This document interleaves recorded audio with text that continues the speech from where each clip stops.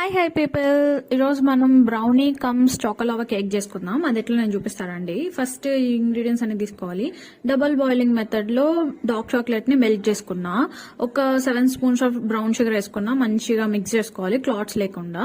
ఇప్పుడు 1 ఎగ్ వేసేసుకొని, ఇది మనం ఓవెన్ లేకుండా చేస్తున్నాం సో కొంచెం జాగ్రత్త చేయాలన్నమాట. 1 కప్ ఆఫ్ మిల్క్ వేసుకొని మంచి ఇట్లా కలుపుకోవాలి. ఇప్పుడు డ్రై ఇంగ్రీడియంట్స్ అని యాడ్ చేసుకోవాలి. 1 spoon of baking soda, wheat flower కొంచెం అండ్ కోకో పౌడర్ యాడ్ చేసుకొని ఇట్లా మంచిగా ఫిల్టర్ చేసుకోవాలి.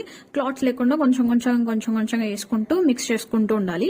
ఈ స్టేజ్ లోనే మనం షుగర్ సరిపోయిందో లేదో ఒకసారి చెక్ చేసుకోవాలన్నమాట.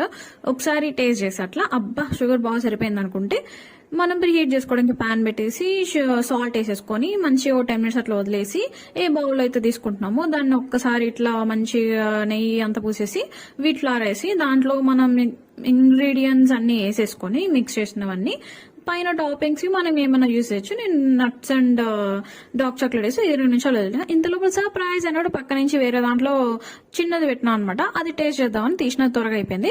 ఇది చూస్తే కొంచెం చాకోలావా కేక్ కాకుండా చాక్లెట్ కేక్ లా ఉందన్నమాట.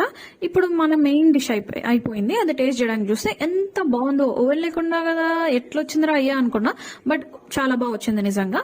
ఇది చాకో సిరప్ వేసుకుంటే చాకోలావా కేక్ అవుతుంది. చాకో సిరప్ వేసుకోకుండా తింటే బ్రౌనీ అవుతుంది అనమాట. వాట్ ఏ మెడికల్ మెరాకిల్ అనిపించింది. Big thumbs up from my side and don't forget to subscribe. Okay bye.